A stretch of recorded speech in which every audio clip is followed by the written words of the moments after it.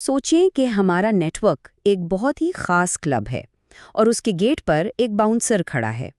अब इसका काम क्या है? यही फैसला करना कि कौन अंदर आएगा और कौन नहीं। हमारी डिजिटल दुनिया में यही बाउंसर हमारा नेटवर्क फायरवॉल है। अच्छा, तो सवाल ये है कि ये डिजिटल बाउंसर यानी हमारा फायरवॉल आखिर ये फैसला करता कैसे है? इसके पास ऐसा क्या पैमाना है कि वो लाखों करोड़ों डेटा पैकेट्स में से छांटी कर लेता है?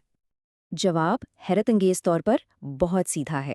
ये बस एक रूल बुक को फॉलो करता है, एक उसूलों की किताब।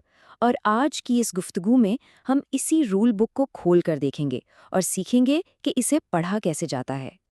चलें तो फिर इसमें थोड़ा गहराई में उतरते हैं।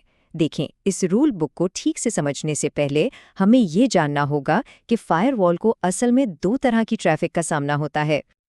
एक होती है थ्रू ट्रैफिक, मतलब ऐसी ट्रैफिक जो फायरवॉल से सिर्फ गुजर रही है कहीं और जाने के लिए, जैसे हमारे कंप्यूटर से गूगल की तरफ जाने वाला डेटा। दूसरी होती है टू ट्रैफिक, यानी वो ट्रैफिक जिसकी मंजिल खुद फायरवॉल ही हो। मिसाल के तौर पर जब कोई एडमिनिस्ट्रेटर इसे मैनेज करने के लिए लॉगिन करता है। आज जो हमारी सारी बातचीत है ना, वो इसी थ्रू ट्रैफिक के गिर्द घूमेगी, क्योंकि इसी को कंट्रोल करने के लिए वो रूल बुक इस्तेमाल होती है। तो ये जो डिजिटल रूल बुक है, इसका एक टेक्निकल नाम भी है। इसे कहते हैं एक्सेस कंट्रोल लिस्ट, या आसान लफ्जों में ACL। अच्छा, तो ये ACL है क्या चीज़? सीधी सी बात है, ये रूल्स की एक लिस्ट है। हर रूल को हम कहते हैं एक्सेस कंट्रोल एंट्री या AC, और यही लिस्ट फायरवॉल को हुक्म देती है कि भाई इस डेटा को जाने दो और इस वाले को यहीं रोक दो। अब सबसे दिलचस्प बात यह है कि ये ACL काम कैसे करती है। देखें, रूल्स को हमेशा ऊपर से नीचे तरतीब से पढ़ा जाता है, और जैसे ही ट्रैफिक किसी एक रूल से भी मैच हो जाती है ना, बस फायरवॉल वहीं रुक जाता है और फौरन एक्शन लेता है। लेकिन, और ये बात बहुत अहम है, अगर ट्रैफिक किसी भी रूल से मैच ना करे तो फिर उसे खुद ब खुद बाय डिफ़ॉल्ट मुस्तरद कर दिया जाता है। टेक्निकल जुबान में इसे इम्प्लिसिट डिनाई कहते हैं। वापस क्लब वाली मिसाल पर चलते हैं। देखें, एक क्लब के उसूल बहुत सादा भी हो सकते हैं, जैसे शॉर्ट्स पहनकर आना मना है, या फिर बहुत तफसीली भी हो सकते हैं, जैसे एक पूरी VIP लिस्ट। बिल्कुल इसी तरह ACLs की भी दो किस्में होती हैं। पहली है स्टैंडर्ड ACL। ये बहुत ही बुनियादी होती है। ये सिर्फ ये देखती है कि ट्रैफिक आ कहाँ से रही है, बस।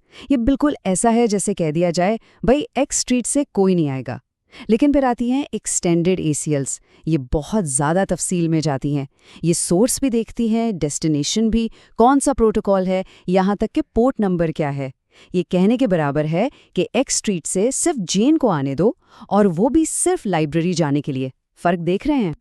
तो असल बात क्या हुई? असल बात ये है कि एक्सटेंडेड ACLs के ज़रिए हमें बहुत ही ज़बरदस्त किस्म का कंट्रोल मिल जाता है। हम किसी पूरे एड्रेस को ब्लॉक करने के बजाय सिर्फ एक खास सर्विस जैसे वेब ब्राउजिंग या ईमेल को रोक सकते हैं, और बाकी सब कुछ चलता रहेगा। रूल बुक लिख लेना तो सिर्फ आधा काम है। असल चैलेंज तो उसे सही जगह और सही तरीके से लागू करने का है। तो ACL बनाने का एक पूरा प्रोसेस है। सबसे पहले ये पहचानें कि कंट्रोल किस ट्रैफिक को करना है। फिर उसका सोर्स और डेस्टिनेशन क्या है, ये पता करें। उसके बाद ये फैसला करें कि रूल आने वाली ट्रैफिक यानी इनबाउंड पर लगाना है या जाने वाली यानी आउटबाउंड पर। फिर आप अपना परमिट या डिनाई का रूल लिखते हैं, और आखिर में सबसे अहम, उसे सही नेटवर्क इंटरफेस पर, मतलब नेटवर्क के ठीक गेटवे पर अप्लाई कर देते हैं। और जब अप्लाई करने की बात आती है तो एक ऐसा असूल है जिसे कभी कभी भी नहीं भूलना चाहिए, और वो सुनहरी उसूल ये है: एक इंटरफेस पर, एक डायरेक्शन में, चाहे वो इनबाउंड हो या आउटबाउंड, सिर्फ और सिर्फ एक ACL लग सकती है, बस। अगर दूसरी लगाने की कोशिश की तो वो पहली वाली को मिटाकर उसकी जगह ले लेगी, रिप्लेस कर देगी। अच्छा, काफ़ी थ्योरी हो गई। अब ऐसा करते हैं कि इन सब बातों को एक असली मिसाल से समझते हैं, ताकि बात बिल्कुल साफ हो जाए। तो सूरत हाल ये है कि एक बाहर के पार्टनर को हमारे एक अंदरूनी सर्वर तक वेब एक्सेस चाहिए।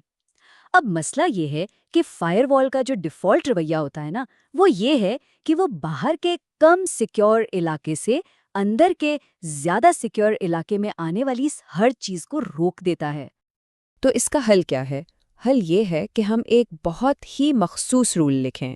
हम एक एक्सटेंडेड ACL बनाएंगे जिसमें साफ साफ लिखा होगा, اگر ٹریفک پارٹنر کے اس خاص آئی پی ایڈریس سے آ رہی ہو اور ہمارے سرور کے اس خاص آئی پی ایڈریس پر جا رہی ہو اور وہ بھی خاص طور پر ٹی سی پی پورٹ 80 کے لیے یعنی ویب ٹریفک، تو اسے آنے کی اجازت دے دو۔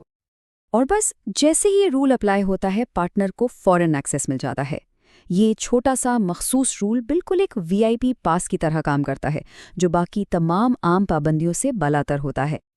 لیکن یہاں ایک اور سوال پیدا ہوتا ہے، کیا ہو اگر اسی پارٹنر کو ویب ایکسس کے ساتھ ساتھ کسی اور سروس جیسے ای میل تک رسائی بھی چاہیے ہو، تب کیا کریں گے؟ یہاں پر ہمیں وہ اپنا سنہری اصول یاد کرنا ہوگا۔ ہم کوئی نئی اے سی ایل نہیں بنائیں گے، بالکل نہیں، بلکہ ہم اسی پرانی اے سی ایل میں ایک اور لائن ایڈ کر دیں گے، ایک نئی انٹری جو دوسری سروس کو بھی اجازت دے گی۔ مطلب رول بک ایک ہی رہے گی، بس اس میں رولز بڑھتے جائیں گے۔ تو آئیے جلدی سے دہرا لیتے ہیں کہ آج ہم نے کیا اہم باتیں سیکھیں۔ فائر والز ایک رول بک استعمال کرتے ہیں جسے اے سی ایل کہتے ہیں۔ یہ رولز کو اوپر سے نیچے پڑھتے ہیں اور پہلے میچ پر ہی رک جاتے ہیں۔ ایکسٹینڈڈ اے سی ایل سے ہمیں سروسز پر بہت باریک بینی سے کنٹرول ملتا ہے۔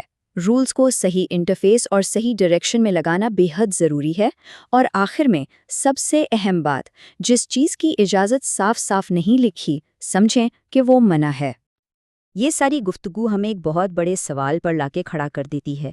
اگر ہر نیٹ ورک، ہر ادارے کی اپنی ایک الگ، اپنی مرضی سے لکھی ہوئی رول بک ہے، تو کیا پورے انٹرنیٹ پر کبھی ایک جیسے یونیورسل سیکیورٹی سٹینڈرڈز قائم ہو بھی سکتے ہیں؟ یہ ایک سوچنے والی بات ہے۔